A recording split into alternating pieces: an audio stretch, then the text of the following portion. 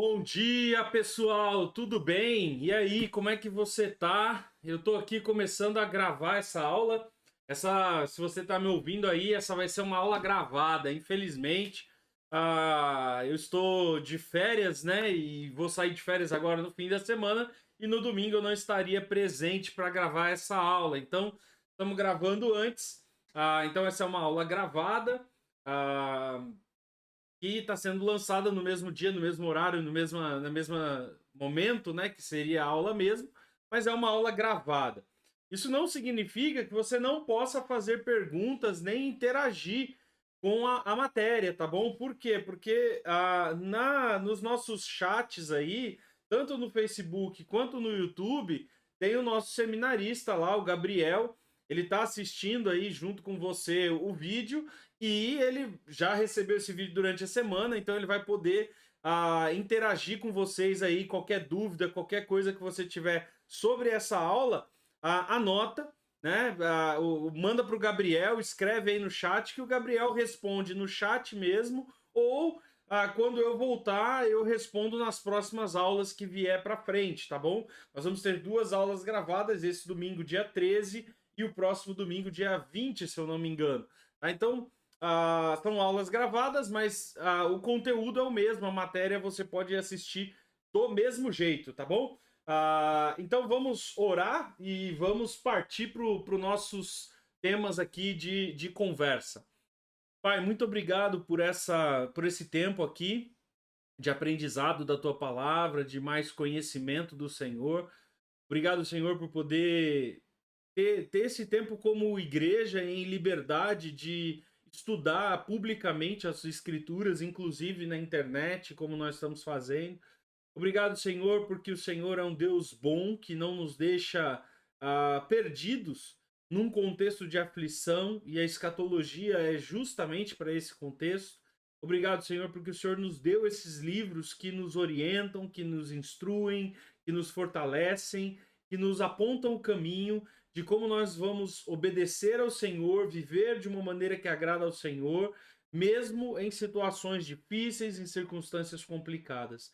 Que o Senhor nos ajude, Deus. O meu pedido sempre é esse. Às vezes eu sou até chato de pedir isso tanto para o Senhor, mas me ajuda, Pai, a não simplesmente ter na minha cabeça o conteúdo dessa matéria, mas principalmente colocar em prática na minha vida, no dia a dia da minha vida, aquilo que eu estou aprendendo aqui. Senhor, me ajuda, me dá consciência do teu nome, do teu poder, da tua glória, da tua vontade, para que eu possa a cada dia te obedecer e honrar ao Senhor, mesmo nos piores contextos. É o que nós pedimos, é o que nós oramos, em nome do Senhor Jesus. Amém? Bom, é isso aí, vamos lá. Na semana passada, na matéria da semana passada, nós olhamos o começo do livro de Daniel, a oração de Daniel, e começamos a vislumbrar um pouquinho do que Daniel quer dizer, Daniel capítulo 9. Então, se você tem a sua Bíblia, pega ela aí. Nós estamos estudando Daniel capítulo 9. E esse capítulo é um dos capítulos mais importantes para o tema da escatologia, junto com o finalzinho do livro ali, o 9, o 10 um pouquinho, o 11 com certeza. Mas o capítulo 9 é o capítulo escatológico, vamos dizer assim, um dos mais importantes do Antigo Testamento, porque Daniel vai revelar exatamente para a gente sobre o que vem no futuro, naquele período que a gente chama de tribulação ou grande tribulação, dividida em duas partes aí, uma parte de tribulação, uma parte de grande tribulação, enfim, o período tribulacional que está destinado para o povo de Israel. Foi isso que a gente olhou na semana passada. Na semana passada nós terminamos aqui, ó, nesse PowerPoint aqui, onde nós falamos sobre o versículo 24, que Deus tem um tempo da história, um período da história, né? Até vou mostrar aqui para vocês, ó, que eu fiz o desenho da tortinha, lembra lá, ó? Vamos ver se eu volto aqui. Aqui. Volta tudo. Olha lá, ó. Período da tortinha, né? Da torta lá, ó. Deus separou aquele pedaço de torta que tá saindo ali. Deus reservou um período da história para fazer algumas coisas específicas com Israel. E nós já olhamos isso aqui na semana passada, então não vou me deter tanto, né? Primeiro que ele falou que seria um período para o povo dele, naquele tempo Daniel está falando especificamente para Israel, e sobre a sua santa cidade, cidade de Jerusalém. E esse período seria um período para fazer essas 6 coisas: cessar a transgressão, por fim aos pecados, expiar a iniquidade, trazer a justiça eterna, selar a profecia e a visão, ungir o santo dos santos.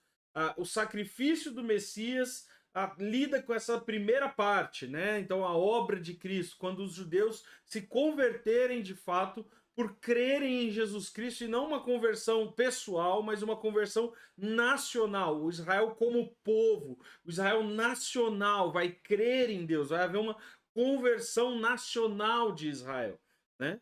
E depois, então, aquilo que acontece no reino, né? Por isso que eu botei a soberania do Messias, a obra de Jesus quando ele voltar aqui na terra. Então ele vai exercer essa função de estabelecer a justiça eterna, por fim a todas as profecias que foram dadas e ungir o Santo dos Santos, que vai ser reconstruído o templo lá em Jerusalém no período do milênio, no período do reino de Jesus Cristo. Isso aí nós já olhamos na semana passada, inclusive olhamos esse texto de 1 Coríntios, que fala sobre o fato de que Deus não separa judeus, aliás, que Deus separa judeus da igreja, né? Judeu é um povo, os incrédulos, os ímpios, os gregos são outro povo, e a igreja é um outro povo, né? São povos diferentes de Deus. A gente já olhou na semana passada. Se você não assistiu a aula, volta lá, assiste o vídeo anterior, que você pode acompanhar essa aula lá, tá bom? Bom, então hoje nós vamos começar a olhar sobre essas diferenças do povo de Deus. Por que que a igreja, o que que continua, o que que não continua, o que que a igreja tem a ver com Israel, o que que não tem a ver com Israel. Então esse é o nosso foco aqui nesse começo de aula. Para a gente entender o que que Deus tem a ver com Israel, a gente tem que começar lá no começo da Bíblia, lá em Gênesis, né? Não a promessa que Deus fez ali para Eva, que haveria um descendente da mulher que pisaria a cabeça da serpente. Então haveria um homem que nasceria da mulher, que seria atacado mortalmente pela serpente, porque a serpente feriria o calcanhar dele, né? E uma serpente de uma víbora no calcanhar, que é um lugar extremamente irrigado, com veias e tudo mais, é fatal, é mortal, mas ele pisaria a cabeça da serpente, né? E a gente sabe que de fato isso foi manifesto lá em Jesus Cristo, quando Cristo morreu na cruz. Essa foi a picada da serpente, né? Mas ele ressuscitou pisando a cabeça da serpente e destruindo a obra da serpente, dando ao homem acesso à vida eterna. E essa promessa começa lá em Abraão. Também a gente vê lá antes, aliás, lá em Abraão não, antes de Abraão, né? Lá no Jardim do Éden. E a gente vê também, logo ali, posterior à saída do Éden, que Deus já tinha estabelecido para Adão e Eva o sacrifício como padrão. O próprio Deus já tinha feito um sacrifício para vestir eles com roupa de peles, né? E ensinou para eles o padrão, que a gente vê que Abel ouviu e Caim não, e Deus aceitou Abel porque fez o sacrifício. Então era uma aliança que acontecia por meio do sacrifício, já antes mesmo de Abraão e tudo mais. E nós vemos isso também na Arca da Aliança, né? A salvação que Deus dá ali para Noé e sua família, de preservar a descendência de Sete, né? A descendência, essa linhagem do filho da mulher, que são contrastados, né? Não sei se você já percebeu esse contraste lá no livro de Gênesis. Ele vai falando do filho da mulher, do descendente da mulher, que é a descendência obediente a Deus. Abel, Sete, Abraão, Isaac, Jacó, José e assim por diante. E a descendência que não é, que é a descendência da serpente, que é o pessoal que não se mantém fiel a Deus e vai para o mal. Caim, Esaú, né? Ismael, né? Então nós temos os irmãos de José, nós sempre temos uma descendência do mal ali, que está sempre indo para o caminho do mal, e o povo que se mantém fiel a Deus. Isso acontece com Noé ali, quando a família de Noé é preservada. Depois nós vamos ver essas diferenças também entre Sem e Cã, né? Sem, o filho do qual saem os semitas, da onde sai Abraão, e Cã, os camitas, né? O povo que recebe a maldição porque zombou do pai e tudo mais. E isso também, esse paralelo continua no livro de Gênesis. Mas é muito interessante ali a aliança que Deus faz com Noé de nunca mais destruir a terra com água, e também a aliança, o sacrifício é feito ali por meio de essa aliança é feita por meio de um sacrifício, né? Depois nós vemos nascer todo o conceito de Israel. Então, de uma linhagem ali de Noé saem os semitas, dos semitas Deus escolhe, né, da tribo de Sem, Deus escolhe um descendente ali chamado Abraão e faz uma aliança com Abraão, né? Essa aliança envolve o território, envolve prosperidade material. O símbolo dessa aliança seria que os homens seriam circuncidados, né? Seria, vamos dizer assim, a característica física dessa união. Era uma aliança feita com a descendência também, quer dizer, todos aqueles que eram filhos de Abraão também herdariam, né, essa aliança ou essa promessa. Então nós temos essa aliança abrâmica que nós chamamos, né? Essa, essa aliança que define com qual povo Deus iria lidar dali para frente, né? A promessa é bem clara: em ti, quer dizer, em Abraão, nos descendentes de Abraão, serão benditas todas as famílias da terra. Então Deus tem um pacto com um povo específico, né? O texto fala que Deus escolheu Israel lá do meio de todos os povos e trouxe Israel para si, para ser o seu povo, né?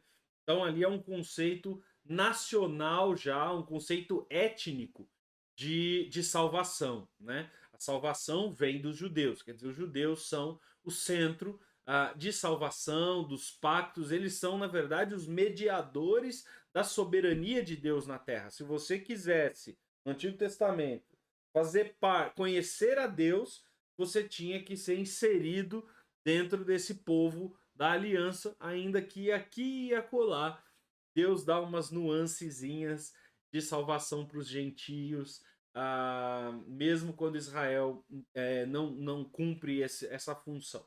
Mas vamos lá. A próxima aliança que nós vemos na verdade, ela não é uma nova aliança, porque ela continua com as mesmas promessas de terra, paz e tudo mais, mas são adendos, são anexos feitos à aliança de Moisés, de Abraão, que é a aliança de Moisés. Então é inserido na aliança de Abraão sacerdócio, né? É inserido na aliança de Abraão os rituais de sacrifício, então entra aí o tabernáculo, os banhos de purificação, as unções com óleo, a forma de adorar a Deus desse tabernáculo, o santo lugar, os santos dos santos, a arca da aliança, os menorás, os lugares de incenso, os cestos de pães, a bacia de bronze para limpeza e purificação dos animais, enfim, há todo um ritualismo inserido naquilo que Abraão já tinha como sacrifício, agora isso é ampliado na lei de Moisés. Depois também há uma condicionalidade aos 613 mandamentos. Quando você termina ali o livro de Deuteronômio, todos os 613 mandamentos que são condicionais, quer dizer, se vocês obedecerem, vocês vão ter bênçãos, se vocês desobedecerem, vocês terão maldições. O que não é condicional? O fato de Deus ser o Deus do povo de Israel, isso nunca vai mudar na história. Deus é o Deus de Israel. O que nunca vai mudar na história? Deus vai dar a terra para eles. O que nunca vai mudar na história? Que Deus fará da família de Abraão uma descendência para todas as nações na terra. Agora, o que muda? Se vocês obedecerem, terão prosperidade e paz. Se vocês não obedecerem, vocês vão perder a prosperidade e paz. Se vocês obedecerem, vocês permanecem na terra. Se vocês não obedecerem, vocês são extraditados da terra. Então há uma condicionalidade adicionada pela lei e pela aliança a mosaica, né? Então a aliança mosaica coloca algumas condições de obediência. E depois, por último, a aliança de Davi, né? Deus faz uma aliança que é um adendo a essa aliança. Então, assim, se nós olharmos para o Antigo Testamento, nós temos basicamente duas ou no máximo três alianças. Nós temos o sacrifício, que é estabelecido lá em Adão, mas que isso se estende às outras alianças também, então não tem talvez não é uma nova aliança nesse sentido. Ah, você tem a não destruição da terra com água, talvez essa seja uma distinção mais clara de uma coisa nova que Deus adiciona, mas isso continua condicionado a essa linhagem que é da descendência de Sete, que é descendente de Abraão, no sentido daquela semente da mulher, né? A palavra que marca o livro de Gênesis, o Toledot ali e tudo mais. Mas enfim, não muda tanta coisa, só vão se acrescentando coisas a isso. Então, assim, quantas alianças tem no Antigo Testamento? Para mim, claramente, especificamente, aliança mesmo duas. Claras, assim. Três, vai. Duas ou três. Que seria Noé, Abraão e Davi. O Sinai tá dentro da de Abraão. Davi também tá dentro da de Abraão. Então, assim, no final das contas, eu acho complicado você querer ficar. São duas, são três, são sete, são oito. Eu acho besteira a gente gastar tempo com isso. Deus fez uma aliança com Israel. Esse é o ponto. O povo judeu, a linhagem prometida desde Sete até Davi, né, que mantém essa linhagem, você vai ter um grupo de pessoas que são fiéis a Deus ali, que são fiéis à aliança de Deus, e esse é o grupo que é considerado o remanescente fiel, que acho que é um tema bem comum do Antigo Testamento.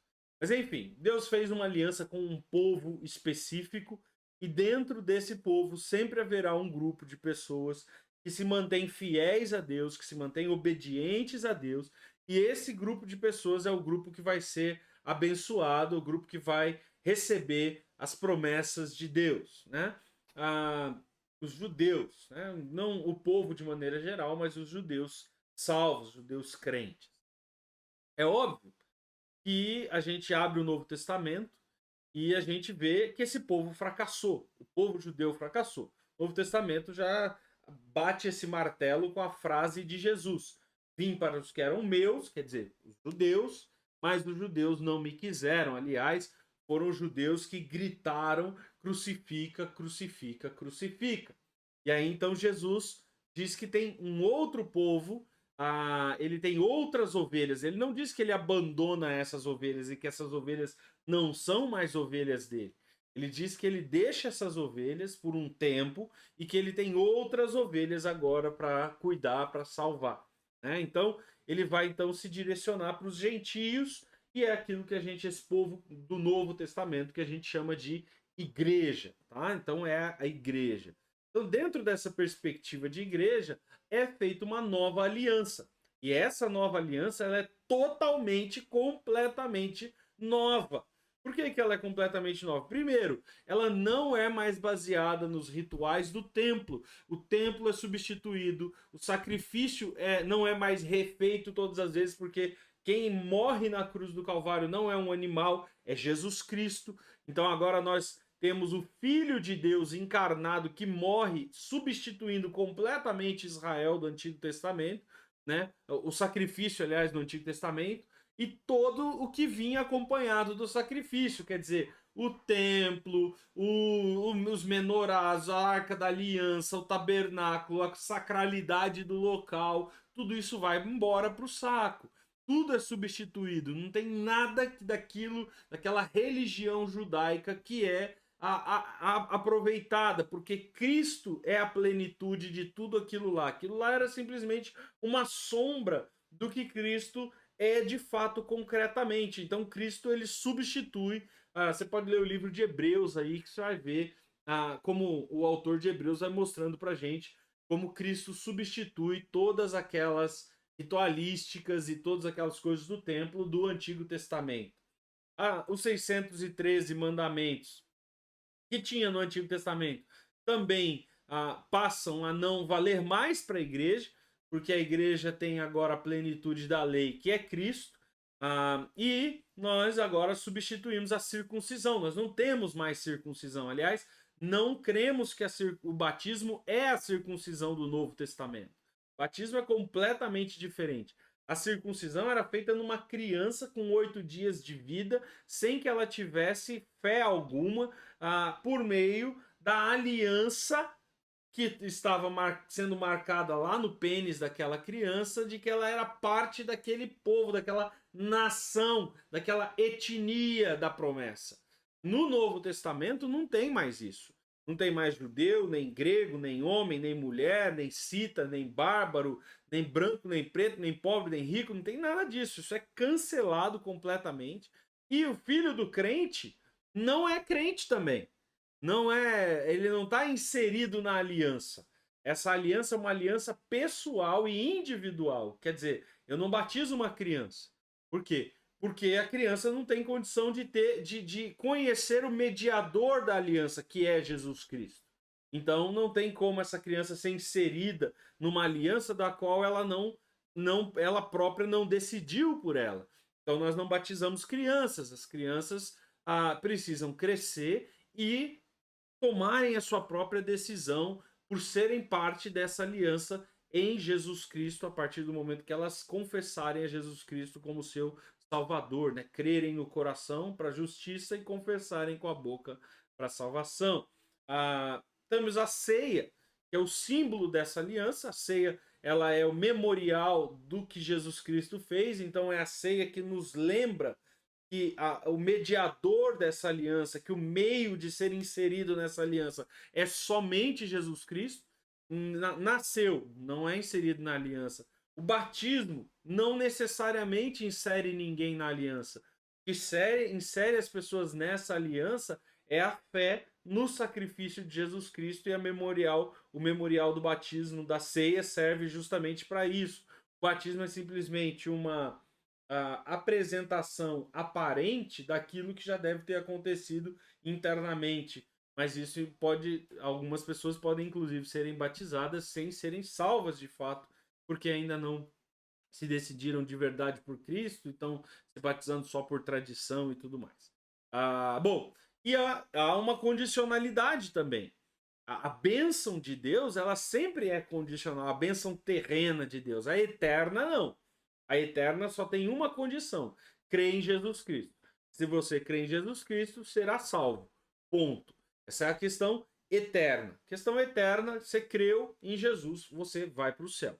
Já na questão da bênção terrena, presente aqui na terra, de ter uma vida abençoada na terra, de perceber-se a presença de Deus, de sentir o poder do Espírito Santo, de viver uma vida de transformação, de mudança de atitude, não ser mais escravo do pecado. Quer dizer, todas essas bênçãos que acompanham a aliança do Novo Testamento, elas exigem obediência. Não só 613, são 1005 mandamentos no Novo Testamento. Muito mais mandamentos do que no Antigo Testamento. Depois, há um reforço de algo que era simplesmente esboçado lá no Antigo Testamento, que é o arrebatamento, né? Aliás, a ressurreição dos mortos. Então, essa nova aliança afirma categoricamente a vida eterna, a ressurreição dos mortos e tudo mais. E você tem o arrependimento, o arrebatamento, né? A segurança de que a igreja não vai passar pela tribulação. Eu não vou discutir isso aqui agora. Se você quiser, você que está chegando aqui agora assistindo essa aula pela primeira vez, assiste o episódio 6 ou 7, agora eu não me lembro, que a gente fala especificamente do arrebatamento, lendo o texto lá de 2 Tessalonicenses. Tá bom?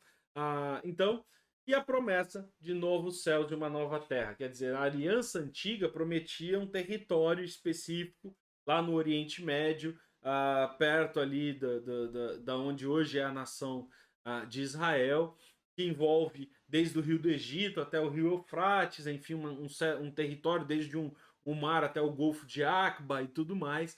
Então você tem ali um local geográfico específico.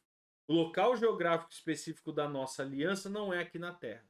São novos céus, nova terra, a perspectiva é eterna, é totalmente tirada ou descentralizada desse planeta aqui. Né? Então, ali, essa nova aliança tem um mediador diferente, tem leis diferentes, tem símbolos, o batismo e a ceia diferentes, e tem promessas diferentes também, o arrebatamento, novos céus, a nova terra, a ressurreição que é enfatizada de uma maneira mais forte, e assim por diante. Né? Então, o que da antiga aliança a gente pode perceber que tem uma certa continuidade nessa nova aliança? Primeiro, tudo que é envolvido com a aliança abrâmica é descontinuado. Quer dizer, nós, né, cristãos, não temos uma promessa de terra, não temos uma promessa de prosperidade. Aliás, os apóstolos de Jesus, todos eles morreram pobres e torturados sob perseguição. E a igreja passou os primeiros 2 séculos, né, da sua existência debaixo de perseguição. O próprio Cristo viveu uma vida muito humilde, muito pobre, e ele diz: o filho do homem não tem onde recostar sua cabeça, né? Ele dorme sobre as estrelas. Ele fala que os passarinhos têm os seus ninhos, a raposa tem seu covil, a sua toca, mas o filho do homem não tem um lugar para dormir. Quer dizer, Jesus ele vem como um exemplo do que os cristãos viveriam, né? Os cristãos não são chamados para a mesma prosperidade material que havia sido prometida para Abraão. Além disso, nós não circuncidamos os nossos filhos. E o batismo, como eu já expliquei, não é o símbolo da circuncisão. Né? O batismo ele é o símbolo do novo nascimento que é feito a partir do momento que a pessoa crê em Jesus Cristo. Então ele simboliza a morte e o renascimento que há em Jesus Cristo, né? Esse nascimento que é do Espírito Santo. E também não tem uma promessa de descendência para nós. Né? Filho de crente, como eu costumo brincar, não é crentinho. Filho de crente é cretino. Né? Filho de crente é pecador. Filho de crente é condenado. Ele nasce separado de Deus, inimigo do bem, morto nos seus delitos e pecados. E ele precisa, em algum momento da vida dele, crer em Jesus Cristo para ser salvo. Né? Diferente do que havia no Antigo Testamento, que a criança era inserida na aliança quando ela nascia, ao 8º dia, quando era circuncidada, e aquilo ele era parte do povo de Deus, simplesmente por ser parte do povo de Israel.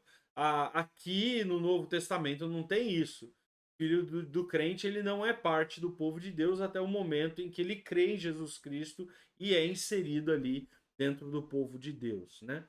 O que continua, mas de uma maneira diferente? Continua da aliança de Moisés o sacerdócio. Então nós temos ali no Novo Testamento, no Antigo Testamento, o sacerdócio era exclusivo. Quer dizer, só os levitas da tribo de Levi e somente o povo que nascia na tribo de Levi e que tinha sido ungido, separado por Deus para exercer o sacerdócio no Antigo Testamento. No Novo Testamento, nós cremos no sacerdócio universal dos crentes. Né? Vós sois nação santa, sacerdócio real. Os crentes, eles são sacerdotes. Quer dizer, todo crente é um sacerdote. Todo crente pode pregar, deve pregar. Todo crente pode batizar, todo crente pode servir a ceia, todo crente pode ler e interpretar as escrituras, todo crente pode entrar na presença de Deus com ousadia no Santo dos Santos, como o sumo sacerdote fazia, só ele, né? Com uma corda na cintura e morrendo de medo, nós não, nós entramos com ousadia. Então é totalmente diferente do Antigo Testamento. Também o sacrifício, já falei, foi substituído, não é mais um animal. Agora Jesus Cristo morreu de uma vez por todas e esse sacrifício não precisa ser repetido jamais, como os católicos fazem equivocadamente aí todo domingo, toda missa mata Jesus de novo. Não precisa. Jesus morreu de uma vez por todas, né? Diz o Novo Testamento. E a obediência, que lá no Antigo Testamento era condicional às promessas feitas a Abraão, e no Novo Testamento não tem condicionalidade no sentido das promessas feitas para Abraão. Quer dizer, você vai ter outras bênçãos aqui na terra que não é propriedade, território, prosperidade material e tudo mais. Isso é uma mentira, né? A teologia da prosperidade está enganando as pessoas constantemente com isso. Beleza. Então você consegue ver aí que há uma diferença entre as alianças e há uma nova aliança totalmente nova feita no Novo Testamento. Quando nós olhamos para o livro de Daniel está dentro dos propósitos da antiga aliança. Então a tribulação, ela só tem propósito para Israel. A tribulação só vai acontecer para que Israel creia em Deus, para que esse Israel seja realmente nacionalmente salvo, e para que esse Israel, e o milênio só acontece para que Israel receba as promessas tanto para Abraão, quanto para Moisés, quanto para Davi. Né? Então Jesus vai reinar no trono de Davi, Jesus em Jerusalém, Jesus vai cumprir todas as funções de sacerdócio, sacrifício e levar o povo de Israel pela primeira vez à conversão verdadeira e à obediência da lei, porque o texto diz isso, né? Eu vou fazer com que vocês obedeçam a minha lei e tenham alegria na lei do Senhor. Isso é uma obra de Cristo Jesus no milênio que vai fazer com que o povo de Israel sirva a Deus, tá bom? Bom, então vamos lá. Vamos começar a olhar para a contagem desse texto. Então, para a gente relembrar aí, pega a sua Bíblia, Daniel, capítulo 9. Eu vou ler a partir do verso 24 até o 25, tá bom? Ó, presta atenção. Deixa eu colocar aqui. Daniel, capítulo 9, versículo tal. Um período de 70 semanas, de 7, foi decretado ao meu povo e à sua cidade santa, para dar fim à rebelião, acabar com o pecado, fazer expiação por sua culpa, trazer justiça eterna, confirmar a visão da profecia e ungir o santíssimo lugar. A gente já viu aí que esses 70 de 7 são 490 anos, sendo que cada semana aqui são 7 anos em vez de 7 dias. Quer dizer, ele não está contando semanas de dias, né? Um dia depois do outro, ele está contando semanas de anos. Então são 490 anos, né? Então ele está prometendo aqui que Deus reservou na história da humanidade 490 anos para trabalhar com o povo de Israel. Isso a gente já viu na aula passada. Agora ouça e entenda. Passarão 7 semanas mais 62 semanas. Então ele falou, ó, vai passar 7 semanas, né? E depois mais 62 semanas, que dá um total de 483 anos. 483 anos. Então ele está falando, vai passar um período, depois um outro período maior, 483 anos. De quando Ciro assinou o decreto.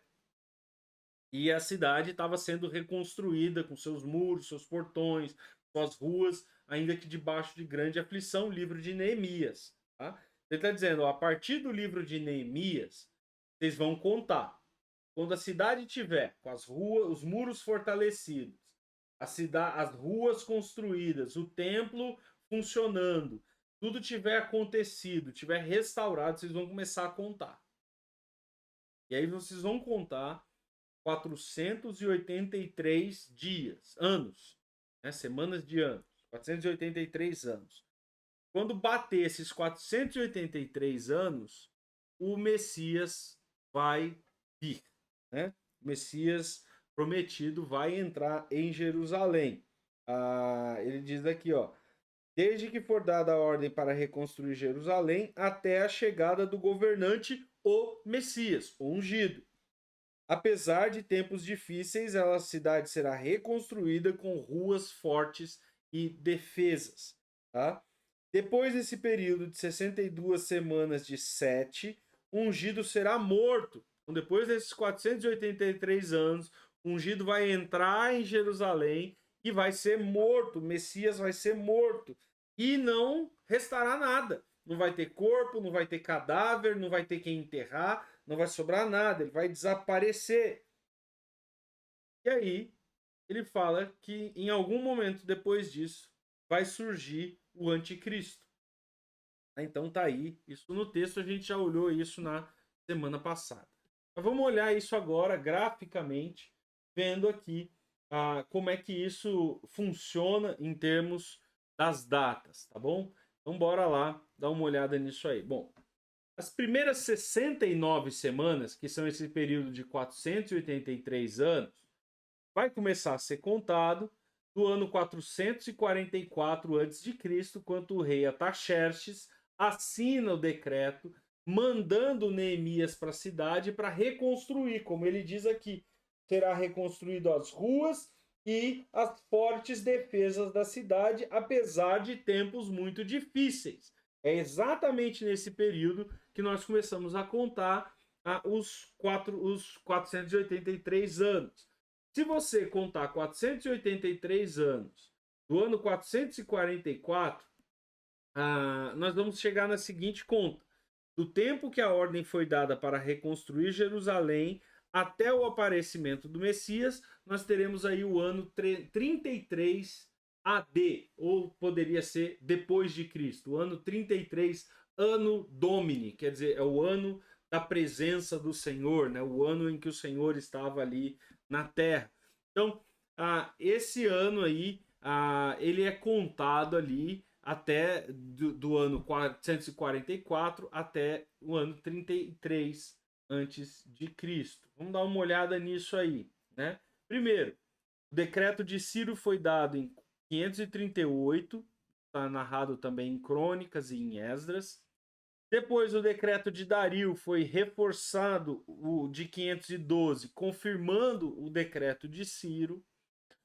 E em 457, Ataxerxes manda animais para serem sacrificados no templo com Esdras, né? Quando Esdras vem. E finalmente, o segundo decreto de Ataxerxes, em 444, quando envia-se Neemias. E aí acontece isso que a cidade está falando. Então, esse período, desde 538 até 444, um período de quase 100 anos, mais de 100 anos, na verdade, é o período de retorno do povo de Israel. É o período que a cidade vai ser. Primeiro vem o primeiro grupo com Zorobabel, eles não reconstroem nada. Depois vem o segundo grupo com Esdras.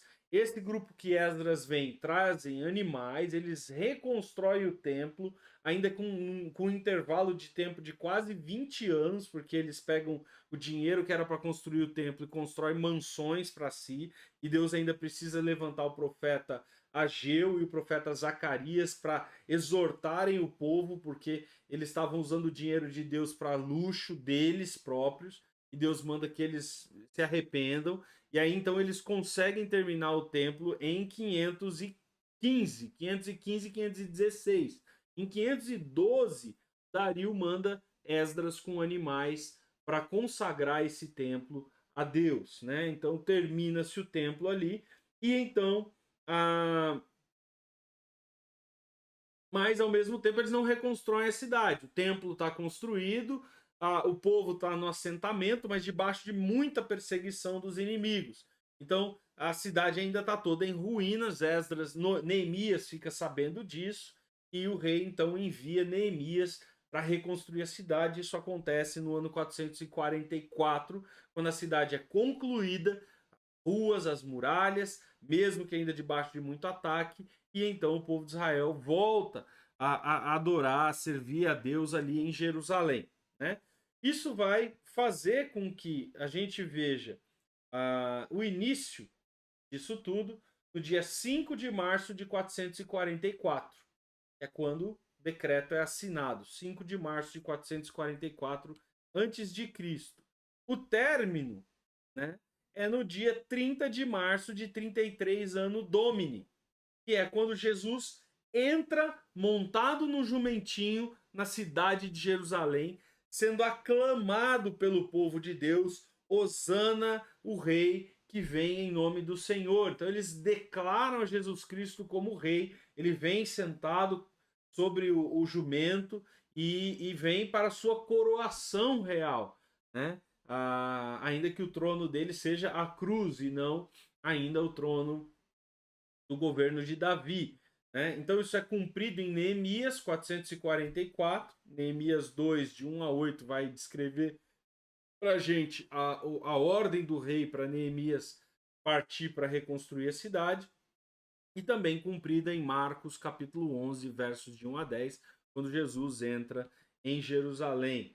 Então, 7 semanas até o fechamento do cânon do Antigo Testamento, são contadas aquelas primeiras 7 semanas, e depois mais 62 semanas vão ser contadas, né? Então, o cânon do Antigo Testamento fecha esse primeiro período de contagem. E aí depois você contar o restante dos anos, somando 483 anos até a vinda de Jesus Cristo, né? Até a vinda de Jesus. Então, 49 anos e depois 404 anos, somando 483 anos. Essa primeira parte, as 69 semanas da semana de Daniel. Ele diz que isso tudo vai acontecer. Dentro desse período, Jerusalém vai ser construída, faz a contagem, o Messias vem e entra em Jerusalém, é morto em Jerusalém. As primeiras 69 semanas cumprindo aí, já foram cumpridas, já aconteceram. Né? Óbvio que existe uma diferença de datas. Talvez se você está fazendo a conta aí, você está falando, pastor, não está batendo tanto. Por que não está batendo? Porque nós usamos calendários diferentes, né? O calendário judaico tem um ano de 360 dias. O nosso calendário, tanto o judaico quanto o babilônico também, né? E o que daria no ano 33, ano Domini, no calendário judaico e no calendário babilônico. Porém, nosso calendário tem o ano de 365 dias. Então, a cada um ano tem 5 dias a mais no nosso calendário, certo? Agora, quando você faz 5 dias a mais vezes 483 anos, são 483 dias a mais, né? Então é bastante dia a mais, né?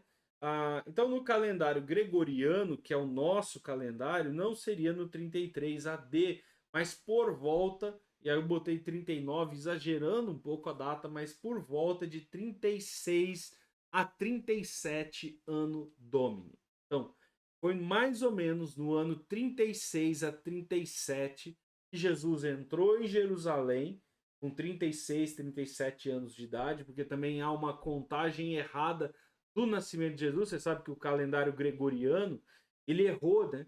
Ele confundiu os Herodes, o Herodes que persegue Jesus na infância e o Herodes que reinava, que condenou Jesus lá, devolveu Jesus para ser julgado por Pilatos, né? Ele confundiu os dois Herodes. E ele botou o nascimento de Jesus no segundo Herodes. E na verdade, esse Herodes aqui não é o do nascimento de Jesus, é o filho do primeiro. Esse aqui é o Herodes Antipas, né? O primeiro é o Herodes o Grande. Então, o Herodes que perseguiu Jesus na infância está 3 anos antes do que o Gregório, que foi o que fez o calendário gregoriano, né? Botou a data do nascimento de Jesus. Ele botou a data do nascimento de Jesus 3 anos à frente do que realmente foi.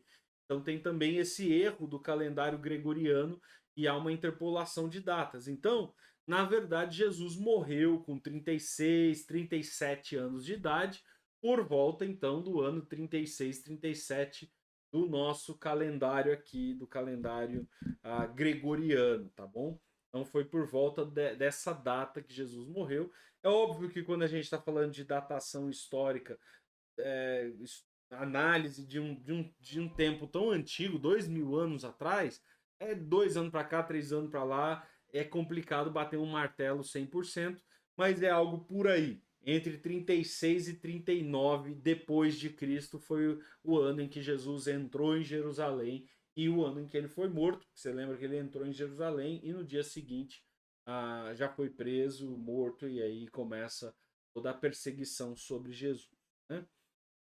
Bom, no começo do livro, capítulo 2 de Daniel, nós olhamos essa profecia aí, né, que está aí na tela agora, a estátua de Nabucodonosor. Nabucodonosor tem um sonho, ele sonha com uma estátua com a cabeça de ouro, o peitoral, né, e os braços de prata, o abdômen e o tronco de bronze, as pernas de ferro e os pés uma mescla de ferro com barro, né, uma mescla não muito firme, né? Todas essas profecias do capítulo 2 já aconteceram, né?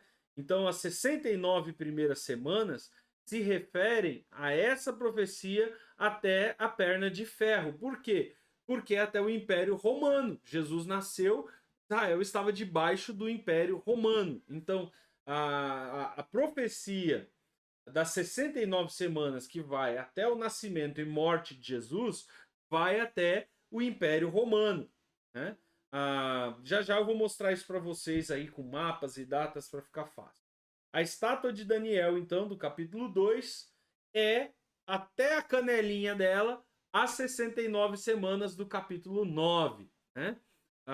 Todos os animais também que aparecem, tanto no capítulo 2 quanto no capítulo 7 e no capítulo 8, também se referem aos reinos dessa estátua aí, né? Então a cabeça de ouro é a Babilônia, o peitoral, né, o braço ali e o peitoral de prata são a Média e a Pérsia, o tronco de bronze é a Grécia, as pernas de ferro, Roma, e os pés de barro misturado com ferro são uma mistura de Roma com uma coligação, que o texto diz para a gente lá em Daniel 7, de 10 reinos.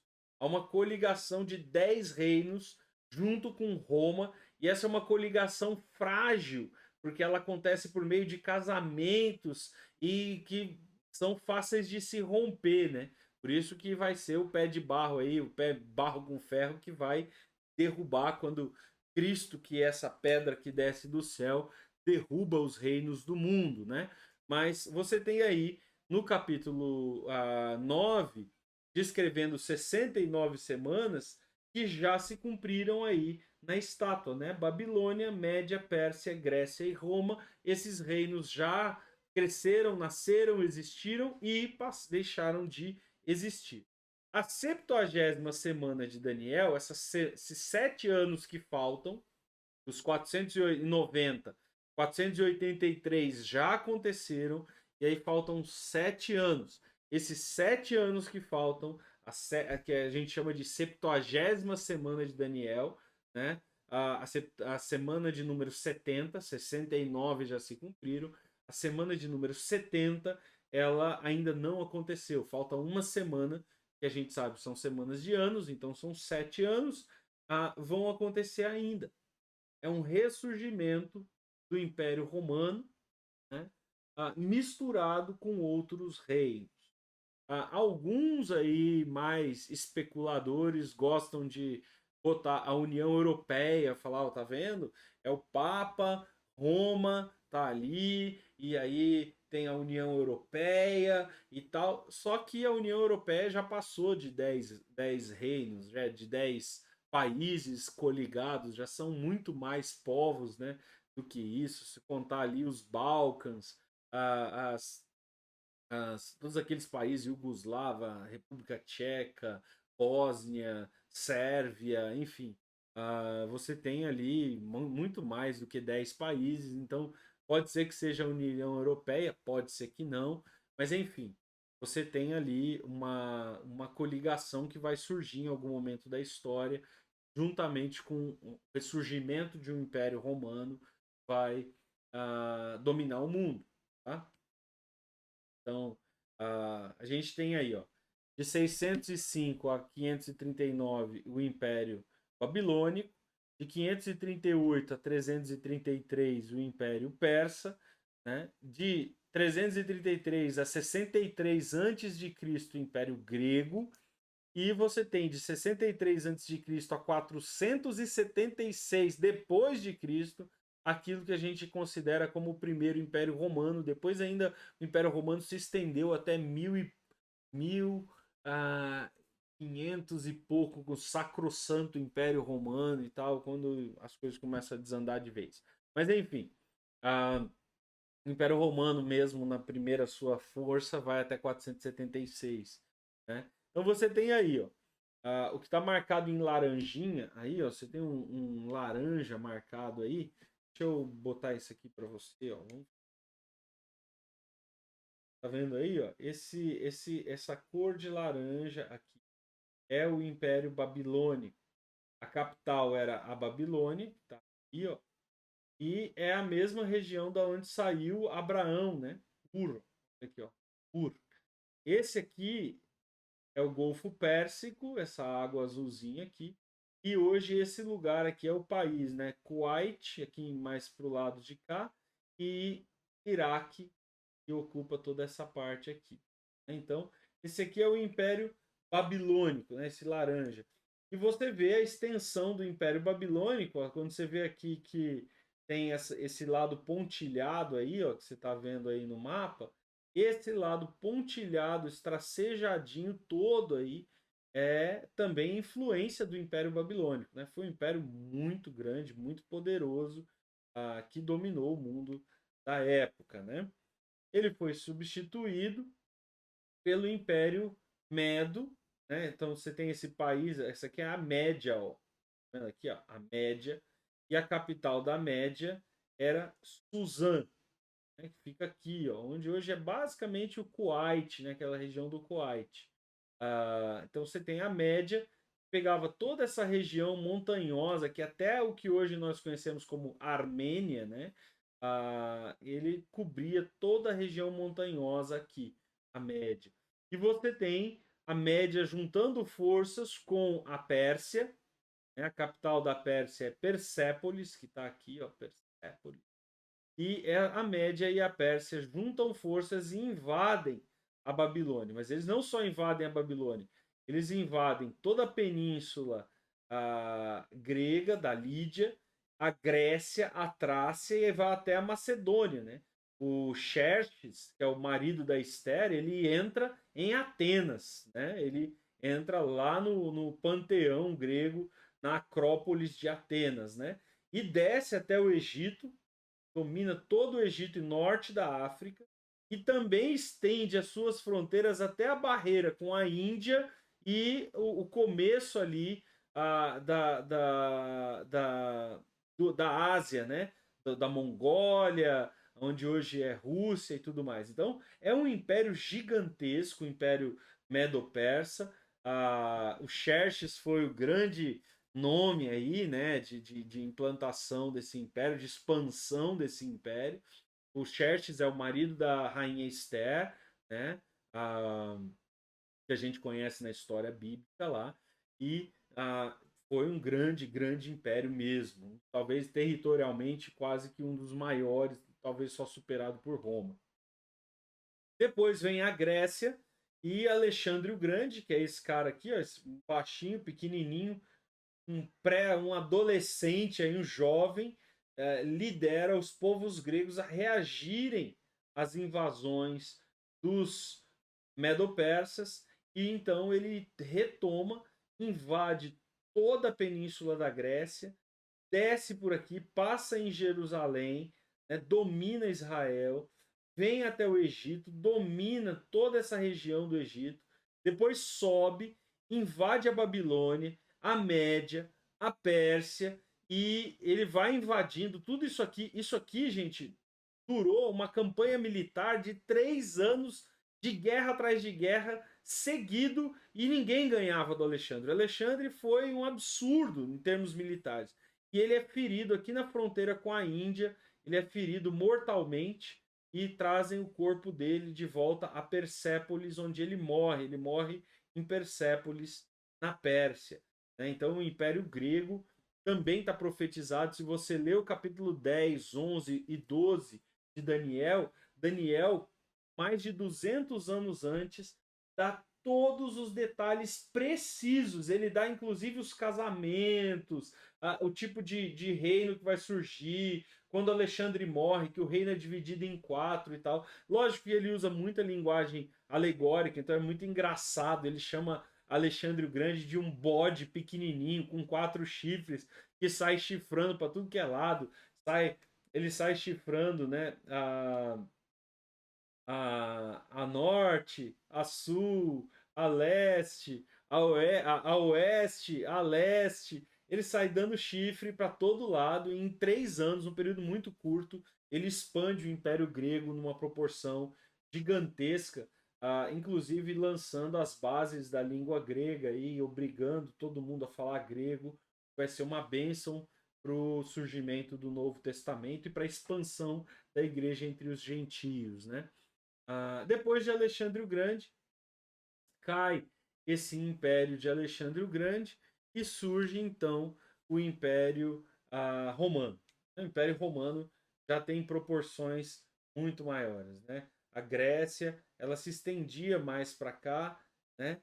Mas o Império Romano ele se estende por toda a Europa, né? Ele vai até a Britânia, onde é a Inglaterra, os países que hoje nós conhecemos como França, né? Espanha, Portugal, aqui a Lusitânia, né, que é colocada, a Itália, né, que é da onde ele surge, na verdade, né, aqui Roma, capital do Império Romano, dessa botinha aqui, eles vão invadindo para tudo que é lado, invadem todo o Egito, todo o norte da África, e dizem que a expansão do Império Romano chegou até a China, né? Alguns falam de uma grande influência, inclusive a própria comida italiana, que é o macarrão, já demonstra que eles tinham até o domínio da Rota da Seda e que estendiam seus domínios até a China. Quer dizer, era um império de fato de proporções jamais vistas na face da Terra, jamais calculadas pelo homem, né? Então, é de fato um império muito grandioso, muito poderoso e que teve uma influência gigantesca sobre o mundo, né? Então, isso é bem importante lembrar aí. Depois, então, nós podemos fazer uma divisão aqui, outros relevantes que Daniel 11, de 1 a 35 vai mostrar. Então, se você quiser abrir a sua Bíblia aí, Daniel 11, de 1 a 35, vai dar para a gente essa explicação, mas eu não vou ler esse texto todo, tá? Porque senão a gente vai gastar muito tempo aqui. Vamos tentar dar uma olhada aqui e a gente vai parar para ler um dos textos ali, o finalzinho de Daniel 11, que é importante para a gente. Então, o que já se cumpriu das 69 semanas de Daniel lá? Tá? Então, vamos lá reforçando. O que já se cumpriu? A Pérsia, que está no versículo 2. Daniel 11, versículo 2. Agora, portanto, lhe enviarei a verdade. Outros 3 reis persas reinarão e serão sucedidos pelo quarto rei, muito mais rico que os outros. Ele usará suas riquezas para instigar todos a lutarem contra o reino da Grécia. Então, você tem ali 3 reis. Daniel está dizendo isso aqui antes, mais de 100 anos antes. Ele está dizendo, vão ter 3 reis persas e o quarto vai ser o mais poderoso. Quem é esse quarto? Xerxes. Xerxes. Xerxes é o quarto rei que vai invadir a Grécia, inclusive, e dominar a Grécia. Daniel já profetiza isso aí 100 anos antes. Ele também profetiza Alexandre o Grande. Olha lá. Então surgirá um poderoso que governará com grande autoridade e realizará tudo o que desejar fazer. Mas no auge do seu poder, seu reino será quebrado e dividido em 4 partes. Você lembra que quando Alexandre o Grande morreu, o reino dele, Alexandre não deixou filhos. Até porque, né, diz a lenda e tudo comprova que sim, ele era homossexual. Mas ele deixou, então, um reino sem herdeiros. E aí, como ele não tinha filho, não tinha herdeiro, o reino ficou dividido entre 4 dos seus generais, né? Que depois acabaram se dividindo em 2, né? Não será governado pelos descendentes do rei, ele não deixou descendentes. E o reino não terá a mesma autoridade de antes, pois seu império será arrancado fora e entregue a outros. Olha só que interessante. Daniel aqui, mais de. Se nós contarmos que Daniel viveu aí por volta de 580, 500, vai apertando muito, mas talvez bem antes, né? Até o período de Xerxes, talvez. Nem sei se tudo isso, mas enfim. Considerando que Daniel tenha vivido até metade dos anos 500 aí, ou finalzinho dos anos 500, volta do final dos anos 500, Alexandre o Grande só veio dominar o mundo antigo, como nós vimos lá no mapa, ele só veio dominar o mundo antigo em 333, quer dizer, 200 anos antes. A profecia de Daniel ela é dada 200 anos antes, dando com precisão que Alexandre o Grande morreria no auge do seu reino, e o seu reino seria dividido em quatro, né, em quatro generais. Depois, o reino dele, dois desses generais, Ptolomeu e Seleucidas, eles invadem os outros e dividem o reino em dois, o que ele descreve aí dos versículos 5 a 20. A gente não vai ler, mas só o versículo 5. Ó. O rei do sul se tornará poderoso, mas um de seus oficiais se tornará ainda mais poderoso e governará o seu reino com grande força. Então ele vai mostrar as batalhas entre Ptolomeus e Seleucidas, e ele faz isso aqui, gente, com um detalhe de descrição histórica 200 anos antes, uma precisão que meu, se você entender, você vai falar assim, mano, a Bíblia é verdade porque não tem como. 200 anos antes o cara dá os detalhes, só falta dar o CPF, o RG e o endereço. Muito, muito preciso. E depois ele fala nos versículos 21 a 35, esse sim eu quero ler, sobre o Antíoco Epifânio. Aqui foi um rei, se eu não me engano, Seleucida, eu posso estar errado aqui agora, me fugiu da memória, mas se eu não me engano ele era Seleucida. Ele vai invadir Jerusalém e sacrificar uma porca lá em Jerusalém, fazendo uma abominação terrível, que vai trazer muita coisa ruim para Israel. Então, eu não vou ler o texto, depois você pode ler. É um texto longo e detalhado, que a gente não tem tempo aqui. Mas então, já se cumpriu tudo isso. Já veio a Pérsia, já veio o Alexandre o Grande, já vieram os Ptolomeus e Seleucidas, já aconteceu Antíoco Epifânio, tudo isso aí já está dentro das 69 semanas de Daniel, que estão profetizadas, ampliadas aqui no capítulo 11 do livro de Daniel. Né? O que ainda não se cumpriu? O anticristo. Ainda não surgiu o anticristo. Não surgiu o anticristo. E aqui a gente precisa ler os textos, tá?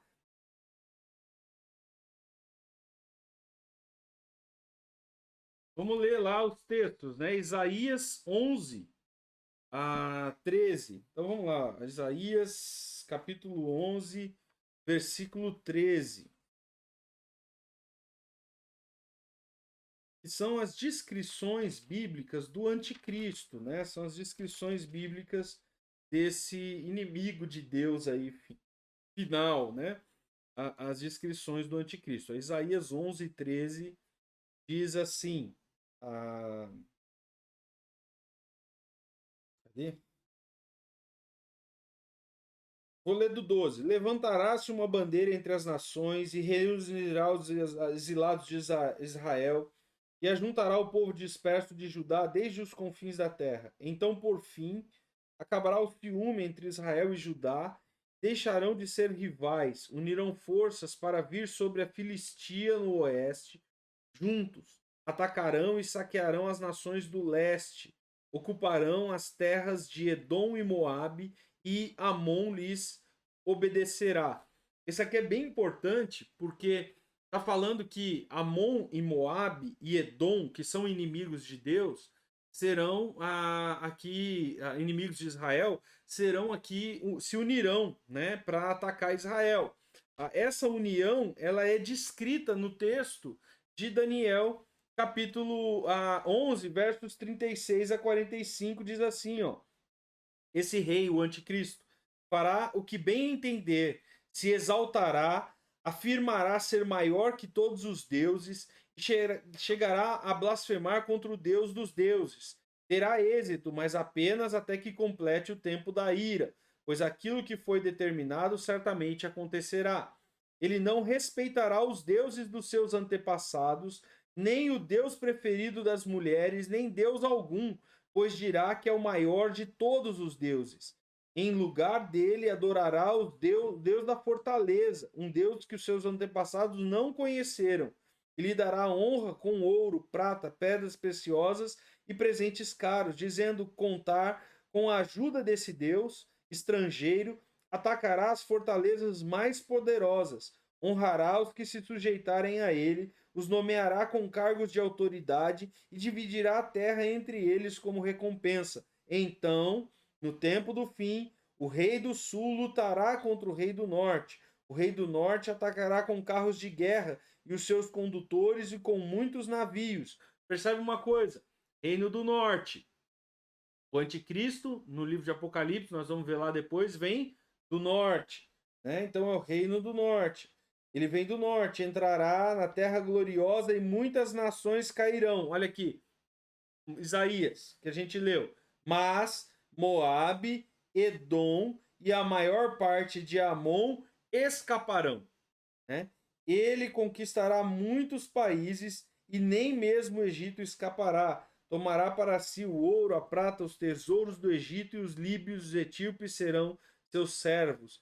Mas então chegarão notícias do leste e do norte que o deixarão alarmado, e ele partirá enfurecido para destruir e aniquilar muitos, armará suas tendas entre os montes santos e gloriosos e o mar, que lá no livro de Isaías ele fala que Amon, Amnon e a Filistia, né? A Filistia é justamente do Monte Santo, de Jerusalém, até o mar Mediterrâneo. Essa é a Filistia, que é falado lá em Isaías, né? Então ele está descrevendo aqui, enquanto ele estiver lá, porém, chegará o seu fim e ninguém o ajudará. Então ele vai morrer ali nessa batalha que a Israel vai se juntar com Judá, né? E os dois vão atacar esses povos aí, né? Edom, Moabe, Amon, que Isaías 11 fala, e isso é repetido lá em Samuel, em 2 Tessalonicenses 2:4 e Daniel capítulo 7. Você tem a descrição ali do anticristo, né? Então o anticristo ainda não se cumpriu, não surgiu esse rei aí que é o anticristo, né? Bom, vamos voltar lá para o slide, caminhando aqui já mais para o final da nossa aula, né? Então você tem aí o relógio profético, né? O que está dizendo aí? Eu botei um gráficozinho para ajudar você a enxergar. Primeira coisa, 490 anos estão destinados. A gente começa a contar isso no dia 1º de Nissan, de 44, com o decreto para reconstruir Jerusalém. A gente conta 49 anos até 396, quando as praças estão reconstruídas, as ruas e tudo mais, com tempos difíceis, tá tudo complicado, você lembra lá, os inimigos bem descritos lá em Neemias, né? Você tem então 434 anos até, né, 400 até 393 a.C., Israel na terra, mas sobre o domínio estrangeiro. Quem está dominando primeiro os gregos, né, que a gente leu ali no 11, e depois os romanos, né? Ainda terão um breve período de liberdade. Em 134 houve um levante judaico, um levante chamado Revolta dos Macabeus. Os Macabeus, Macabeu era o nome de um sobrenome judaico, né? Judas Macabeu era o pai. Ele faz um levante com os judeus contra os gregos. Já depois da morte de Alexandre, quando o reino está dividido em duas partes, entre Ptolomeus e Seleucidas. Isso está no capítulo 11. Depois você pode ler lá os detalhes de tudo isso, profecia de Daniel acerca disso. E eles conseguem dominar pelo menos aquela regiãozinha pequena ali de Jerusalém, de Judá, até o ano 63 a.C., que é quando chegam os romanos, aí eles não conseguem mais nada, os romanos já chegam passando o carro geral. Né? E por fim, a profecia termina com a entrada triunfal de Jesus em Jerusalém. Né? Em Jerusalém. E aí fica faltando 7 anos. Né? Vamos olhar o outro relógio aqui que eu botei. O outro relógio dá para gente esses 7 anos. Então tem dos 490 anos, 483 já se cumpriram.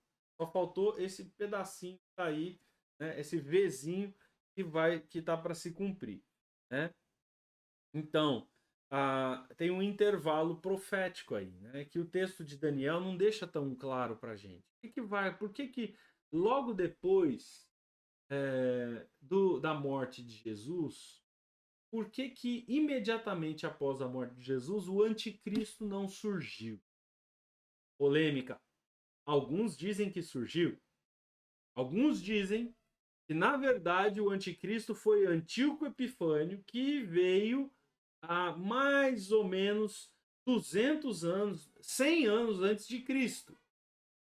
Né? 200 anos antes de Cristo. Outros vão dizer que não, o anticristo foi Tito, que invadiu Jerusalém no ano 70. Então, o que estava ali, né? O que está iminente em Daniel? Depois da morte de Jesus, a primeira coisa que tem que aparecer, assim, de uma maneira bem nítida, para a gente saber que essa 70ª semana vai se cumprir, que esses 7 anos que faltam vão se cumprir, é o surgimento do anticristo. Então a gente observa na história como é que vai ser o surgimento do anticristo e a gente vai saber que se cumpriu ou não a profecia, tá? Então vamos ver se isso é verdade ou não, tá bom? Depois aí tem a teoria, né? A crença do arrebatamento da igreja e o tratado com o príncipe de Israel no início das 70 semanas, que eu já mostrei para vocês lá atrás. Nós vamos olhar isso com detalhes um pouquinho mais aqui para frente, tá? Então, ó, olhando aí, a gente é pré-tribulacionista, a igreja é arrebatada. Logo depois do arrebatamento da igreja, o anticristo se manifesta, faz um pacto com Israel por 7 anos, mas na metade desses 7 anos ele quebra o pacto, né? Manifesta o seu poder maligno, entra no templo de Jerusalém, profana o templo de Jerusalém e no final desses 7 anos ele volta, né? Jesus volta e aí Jesus vem para estabelecer o seu reino, mata o príncipe, né? Lança o seu juízo sobre o anticristo, sobre Satanás. Satanás é lançado, acorrentado e lançado em prisão. Os demônios são jogados no lago inauguram, né, o lago de fogo e enxofre, depois aqueles que não creram em Cristo e tudo mais. É um período de grande juízo, né? Então, vamos dar uma olhada aí nas teorias que se tem. Primeira teoria, a teoria amilenista. Os amilenistas, eles acreditam que os 90 anos já se cumpriram. Como? Eles começam a contar não de 444, eles começam a contar de 439, Daniel 9, né, o retorno dos primeiros exilados com Zorobabel.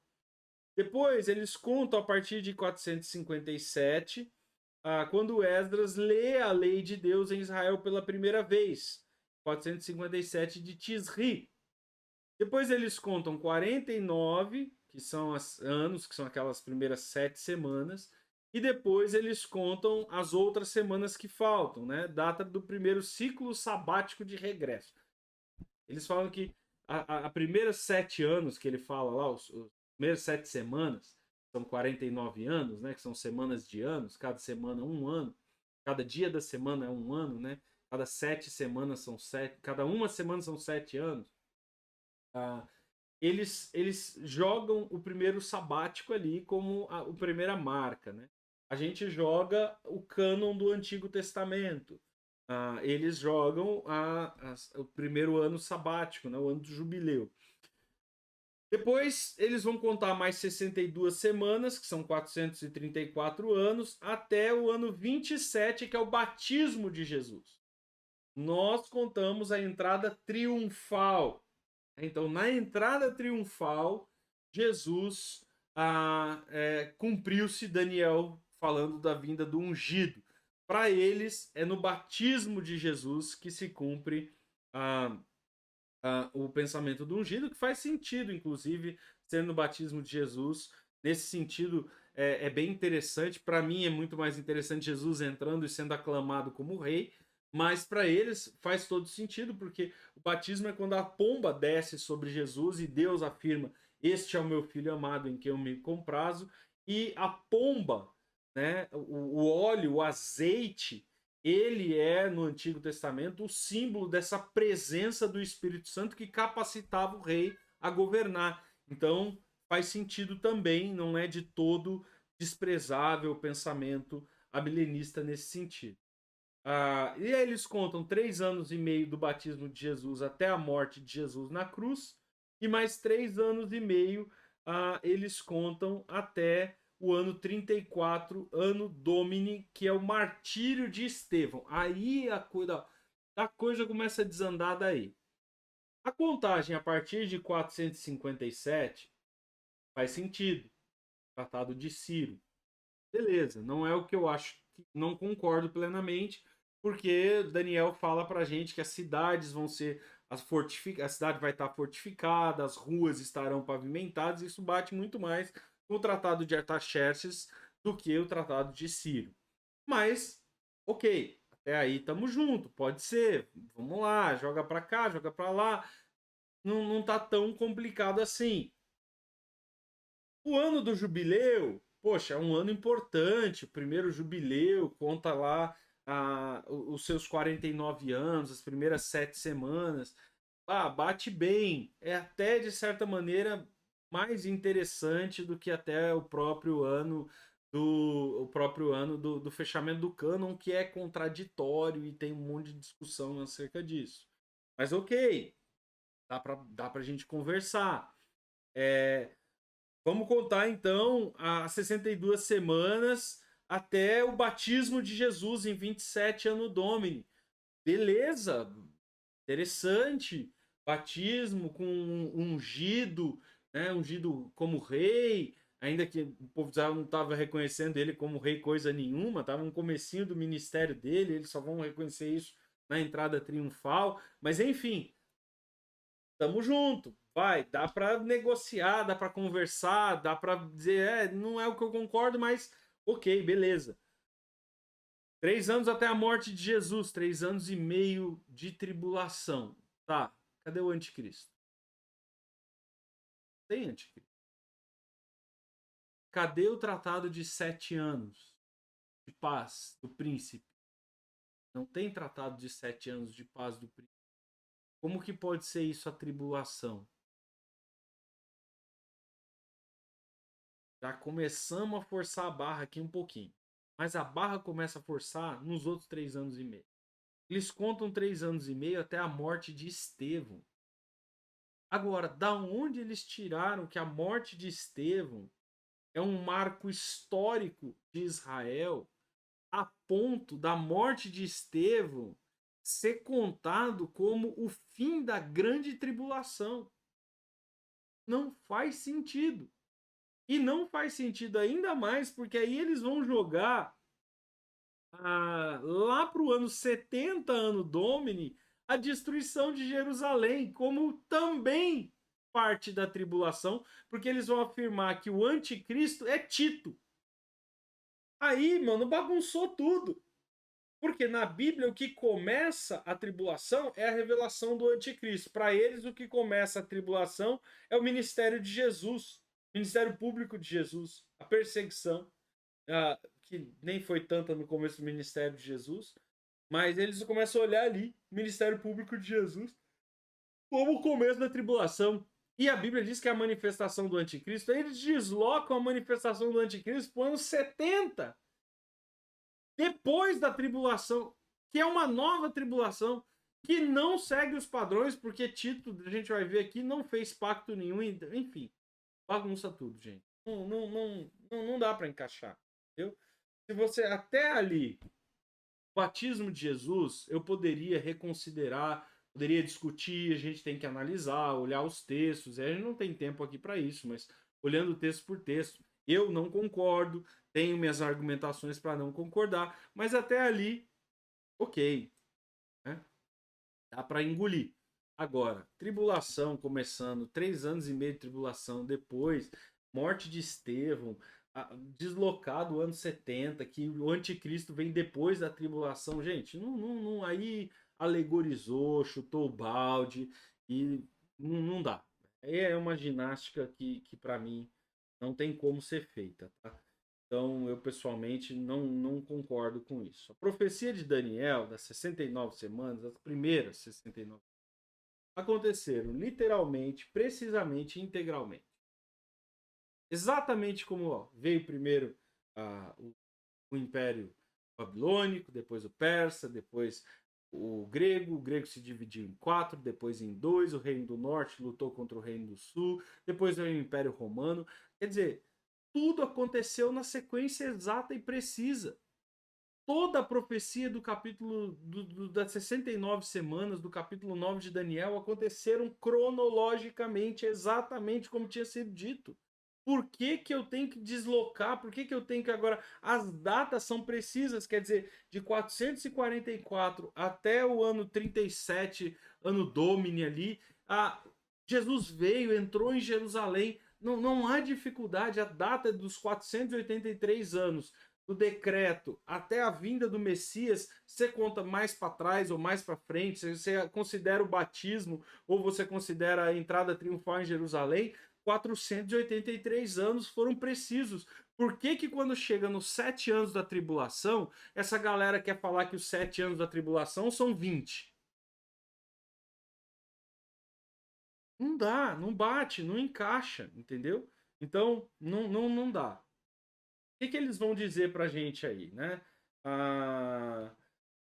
Esse aqui eu já falei, então não vou gastar tanto tempo aqui. O que está claro na Bíblia? Existe o início de uma celebração de um acordo de paz, capítulo 7 de Daniel. Depois você tem profetizado um tempo de angústia, Daniel 9, Jeremias 30, Mateus 24, Marcos 13, Apocalipse 6, 7, 11 até o 19. Então você tem o anticristo surge, é feito um pacto, um acordo de paz por 7 anos, depois um tempo de angústia, segunda metade né, desses anos aí, então 3 anos e meio, nos últimos 3 anos e meio, e por fim, então, nós temos o término com a volta de Cristo.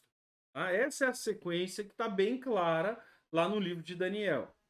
Então, por que eu tenho que considerar Tito? Bom, essa imagem que você está vendo aí é uma imagem do arco de Tito. Se você um dia for lá em Roma, na Itália, do lado do Coliseu tem arcos, são arcos triunfais, arcos que os imperadores romanos erguiam quando eles tinham grandes vitórias militares. Então esse aí é o arco de Tito. E lá no arco de Tito está esculpido a invasão do ano 70 de Jerusalém, que é essa imagem que você está vendo aí, os soldados romanos levando embora a Arca da Aliança, o candelabro, né, o menorá do santo lugar e os objetos de culto judaicos. Né? Então eles roubaram todos os objetos de culto, né? Foi um saque. Alguns que tentam dizer que foi Antíoco Epifânio. Primeiro, não foi o Antíoco Epifânio porque não bate a data. O anticristo vem depois do Messias. Se fosse Antíoco Epifânio veio 200 anos antes do Messias. Então não encaixa, né? Porque como é que a profecia tem um anacronismo de 200 anos de atraso e erra na ordem cronológica? Não bate. Né? E Jesus afirma lá em Mateus 24 que a grande tribulação do povo judeu ainda está por vir. Então, lá em Mateus 24, Jesus fala: olha, a grande tribulação ainda é futura, vocês ainda vão passar por essa tribulação. Então, Antíoco Epifânio não bate. E Tito? Né? Por que que Tito não é o anticristo? Em primeiro lugar, porque Tito não faz nenhuma aliança com os judeus. Tito nunca fez aliança com os judeus, nem por 1 ano, nem por 2 anos, quanto menos por 7 anos.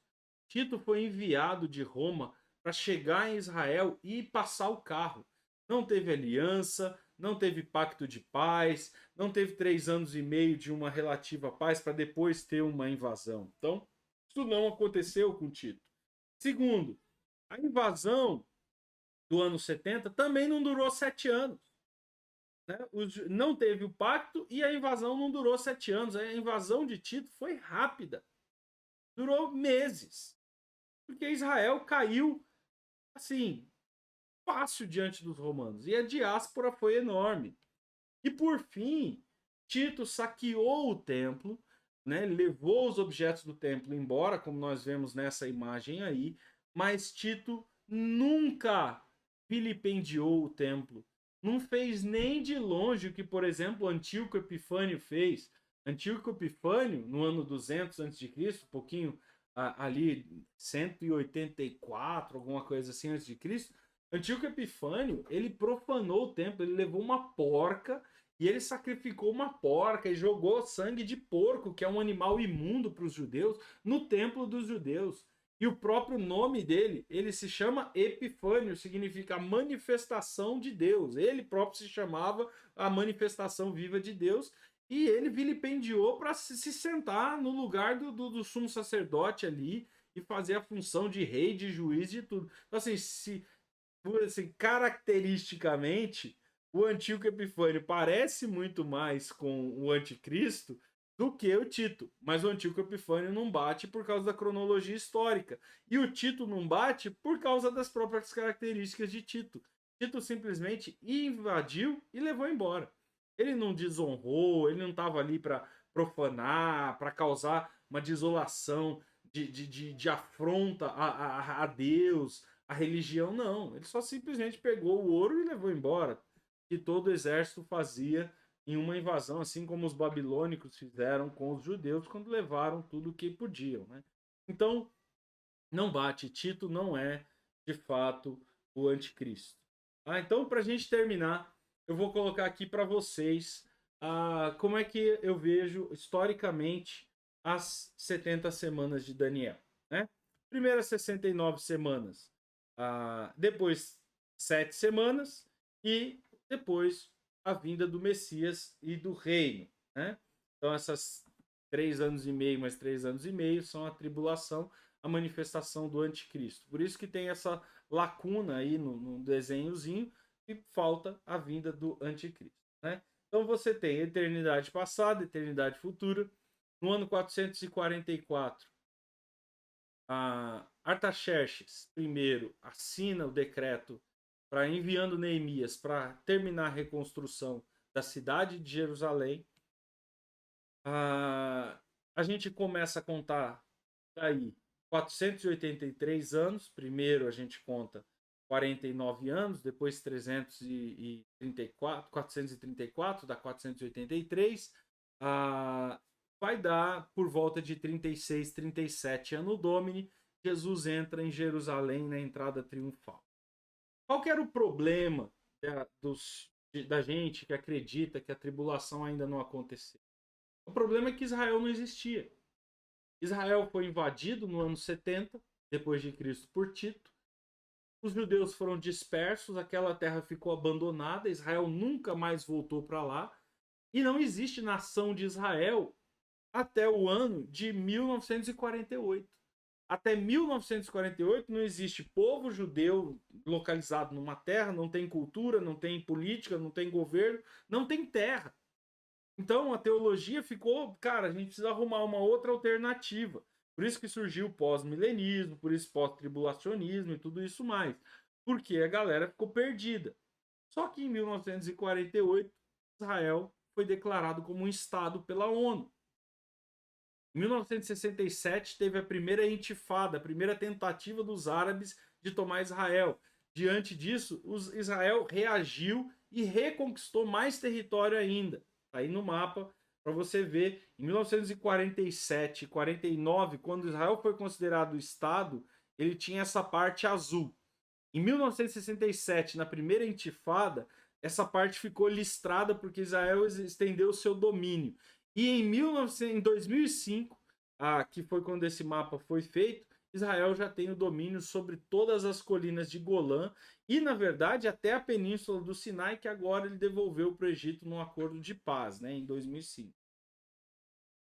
Em 1973, uma terceira intifada, uma segunda tentativa, que é conhecida como a Guerra dos Seis Dias, né? Quando o Líbano, aliás, a Síria, a Jordânia e o Egito tentaram invadir Israel. No dia do Yom Kippur, no dia que os judeus estavam celebrando as suas celebrações, todo mundo feliz, em festa, os árabes tentaram fazer uma coligação e invadir Israel. Israel destruiu os caras rapidamente e conquistaram inclusive as colinas de Golã e a península do Sinai. É incrível. Gente, uma coisa que você pode ter certeza, quando você olha a nação de Israel, não existe uma nação na Terra que tem mais tão claramente evidenciado o cuidado e o poder de Deus sobre eles quanto a nação de Israel. E aí então, Israel hoje é um país com suas fronteiras bem delimitadas, reconhecido pela ONU como nação, tem um território e as coisas estão bem mais parecidas com aquilo que Daniel disse que seria. Então, ganhou força novamente depois disso o pré-milenismo e o pós-milenismo caiu, pós-tribulacionismo caiu em total descrédito. Então, o que falta acontecer? Né? O arrebatamento. Assim que houver o arrebatamento da igreja, o anticristo vai se revelar. 3 anos e meio, ele vai fazer um pacto de 7 anos. Em 3 anos e meio ele vai ser bonzinho, mas depois ele manifesta que o poder dele vem de Satanás. E aí ele vai causar uma grande abominação no templo em Jerusalém, fazer uma tragédia e vai se nomear Deus de Israel, e começar a perseguir os judeus. Aí, no final desse período de 7 anos, Jesus vem a um juízo eterno de Deus ali. E essa é a 70ª semana, são 7 anos que falta ali se cumprir em Daniel. Então, a gente tem um intervalo que a gente chama um parêntese. E esse parêntese, por que ele existe na história? Entre a morte de Jesus e a vinda do anticristo. Entre a semana 69 e a semana 70. Esse parêntese acontece porque Jesus veio para os judeus, mas os judeus não quiseram. Então Deus abre um parêntese na história, um parêntese da graça, um parêntese da misericórdia, do amor de Deus para a salvação dos gentios, salvação minha e sua, de nós que não somos judeus. Então Deus abre um parêntese da graça para nós, esse parêntese já dura 2000 anos.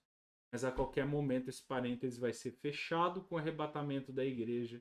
E aí então a 70ª semana de Daniel irá se cumprir na grande tribulação. E a gente vai olhar um pouco mais quando a gente for lá para o livro de Apocalipse, né? E assim a gente termina esse texto. Eu vou deixar aí para você na sua tela, para você ver, anotar. Depois você pode pausar o vídeo e anotar os textos e ler direitinho. Todos esses textos aí do Novo Testamento falam sobre o anticristo. Todos esses textos aí. Mateus 24, Marcos, Lucas, 1 João, Apocalipse, são todos textos que falam do anticristo. Bom, eu vou terminar aqui, voltar para a tela principal. E assim a gente termina a leitura das semanas, das 69 semanas de 70 semanas de Daniel. Né? Então, Daniel é um livro que fala para a gente sobre a grande tribulação, deixa bem claro que o evento que, vamos dizer assim, inaugura essa grande tribulação é o surgimento do anticristo, e esse anticristo vai fazer paz com Israel e durante 7 anos, e no meio vai romper essa características estão bem claras ali no livro de Daniel. A gente sabe também que o anticristo, conforme Daniel, é um reino que vem do norte, considerando o norte de Israel, então ele provavelmente vai vir ali da região do Líbano, da Síria, Turquia, ou até lá do leste europeu, né? Alguns já falaram Rússia em alguns momentos da história, não sei, por ali vai vir o anticristo. E ele vai ter também uma coligação com Roma, né? Porque ali o chifre, que é o chifre do anticristo, ele tem uma coligação com Roma. Para que ele faça um tratado com os judeus, alguns também dizem que ele vai ter que ter alguma ascendência judaica.